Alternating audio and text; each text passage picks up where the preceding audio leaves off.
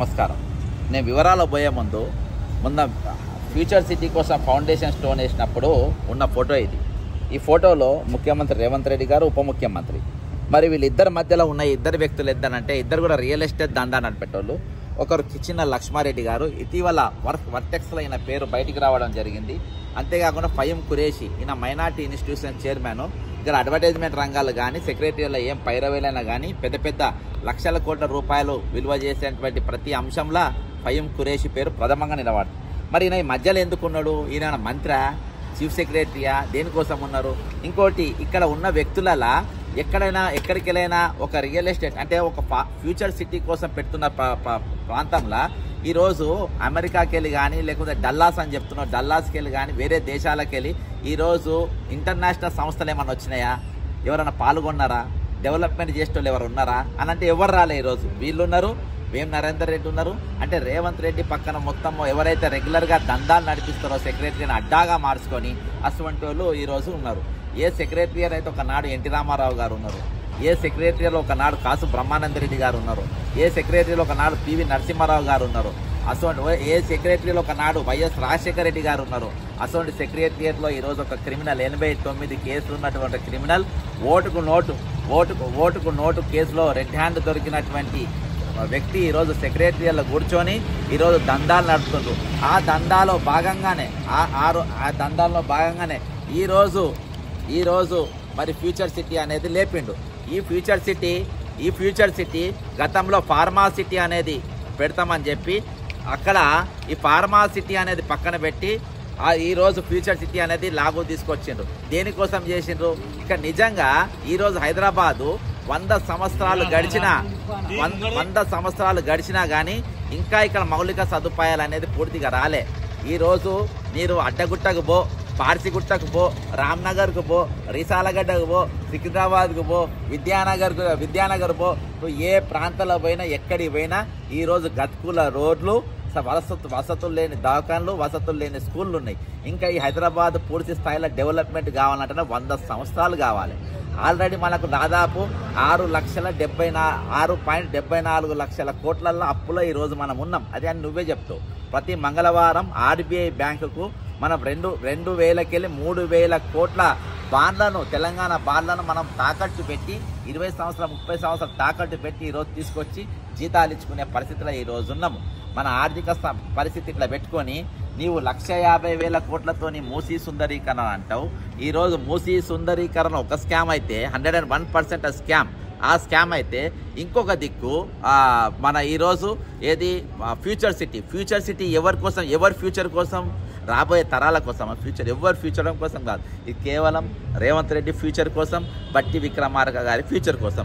అందుకని వీరికి అత్యంత సన్నిహితులుగా ఉన్నటువంటి కిచ్చిన లక్ష్మారెడ్డి మరియు ఫయీం ఖురేషిలను ఈరోజు మధ్యలో చీఫ్ గెస్ట్గా పెట్టిండ్రు. ఈ రోజుకెళ్ళి ఏది ఒక మై హోమ్స్ రామేశ్వరరావు లాంటి వారు, లేకుంటే నీకు పెద్ద పెద్ద కంపెనీ బిల్డర్స్ వాళ్ళు ఎవరు లేరు కదా. అక్కడ ఉన్నది మొత్తము ఈరోజు నీ మనుషులతో అక్కడ పెట్టుకొని ఈరోజు ఫిలిం స్టార్ట్ చేసి పెట్టినావు. ఈరోజు ఇంకొకటి చెప్తున్నాడు, గత ప్రభుత్వం ఏం చెప్పింది? హైదరాబాద్ను, కరీంనగర్ను ఇస్తాంబుల్ చేస్తా, హైదరాబాద్ను డల్లాస్ని చేస్తా అని గతంలో కేసీఆర్ ఇవే మాటలు చెప్పిండు. అవే మాటలు ఈరోజు ఈయన చెప్తున్నాడు.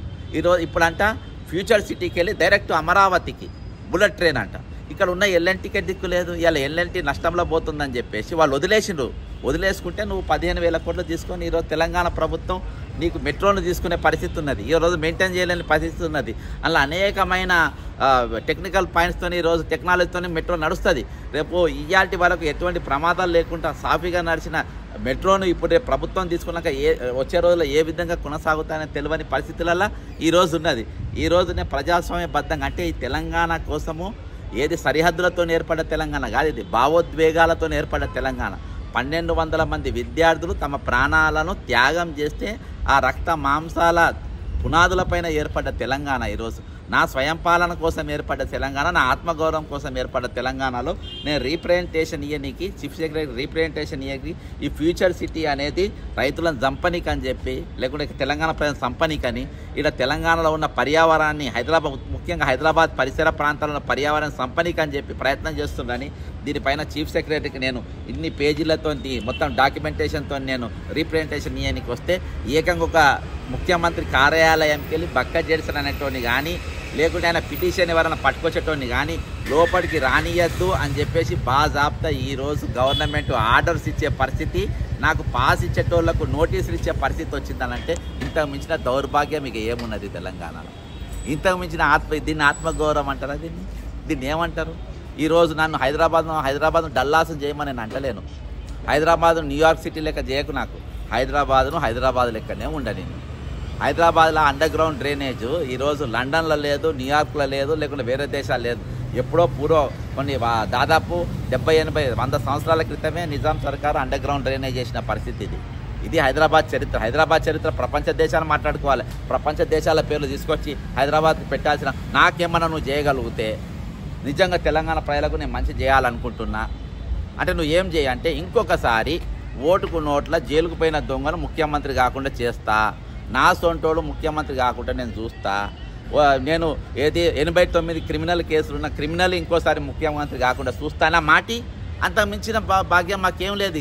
ఇక ఎప్పుడు చేసిన ఒక దేశభక్తుని, రాజ్యాంగాన్ని నమ్మే వ్యక్తిని, మన దగ్గర ఉన్నట్టు రాజ్యాంగం పైన విశ్వాసం ఉన్న వ్యక్తిని, ప్రజాస్వామ్యం పైన విశ్వాసం ఉన్న వ్యక్తిని నువ్వు ముఖ్యమంత్రిగా అయ్యేటట్టుగా నేను చూస్తా అంటే మాకు అంతకు మించింది ఏం లేదు, నువ్వేం చేసే అవసరం లేదు. నంబర్ 1.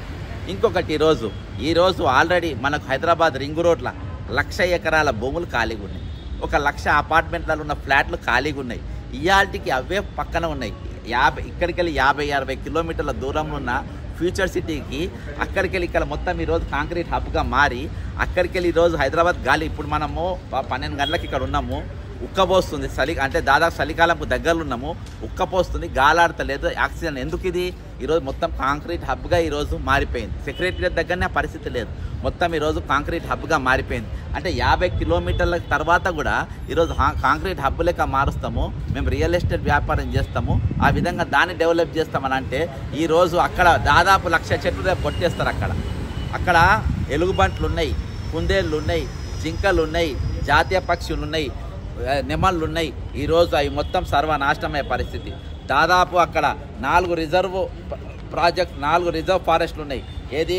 కడతాల్ రిజర్వ్ ఫారెస్ట్ ఉన్నది, ముడివేను రిజర్వ్ ఫారెస్ట్ ఉన్నది, తిమ్మారెడ్డిపల్లి రిజర్వ్ ఫారెస్ట్ ఉన్నది.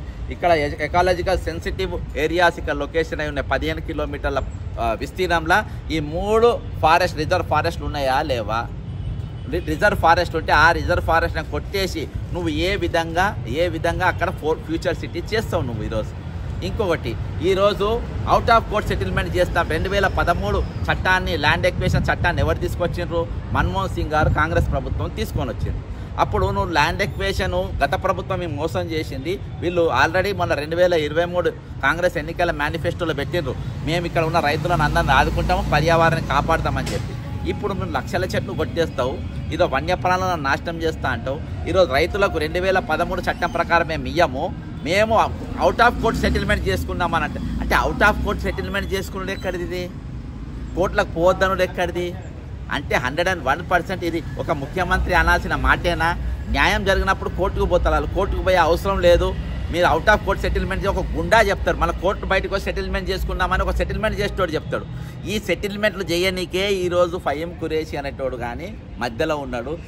ఎవరైతే వెస్టర్న్ కన్స్ట్రక్షన్స్ కుప్పాలకు కూడా సెటిల్మెంట్ చేసిండ్రో, ఎవరైతే మన లియోనియా రిసార్ట్స్ సెటిల్మెంట్ చేసిండ్రో 10,000 కోట్లది, ఆ రంజిత్ రెడ్డిని మధ్యలో పెట్టి అదే ఫహీం ఖురేషిని ఈరోజు ఇంట్లో కూడా తీసుకొచ్చి చీఫ్ గెస్ట్గా పెట్టిండు ముఖ్యమంత్రి. అంటే ఇక అవుట్ ఆఫ్ కోర్ట్ సెటిల్మెంట్లు చేసుకోమని ఈ సెక్రటరియట్ సాక్షిగా ఈరోజు ఒక ముఖ్యమంత్రి చెప్తుందంటే ఇంతకు మించిన దౌర్భాగ్యం అని ఉందా? దీన్ని ఆశకా గుండారాజ్ ప్రభుత్వం నడుస్తుందా? ఇది ప్రజాస్వామ్య దేశం నడుస్తుందా? ప్రజాస్వామ్య పాలన నడుస్తుందా? ఇది ఇక్కడ ఏం పాలన నడుస్తుందో మనకు చాలా స్పష్టంగా అర్థమవుతాం. కాబట్టి ఈరోజు మేము ఖచ్చితంగా న్యాయపరంగా దీని మీద కొట్లాడతాం, న్యాయస్థలాన్ని ఆశ్రయిస్తాం. ఆల్రెడీ గ్రీన్ ట్రిబ్యునల్ కోర్టుకు నేను కంప్లైంట్ ఇచ్చిన, అంతేకాకుండా మినిస్ట్రీ ఆఫ్ ఎన్విరాన్మెంట్కి ఇచ్చిన, హైదరాబాద్లో ఉన్నట్టు పొల్యూషన్ కంట్రోల్ బోర్డుకి ఇచ్చిన.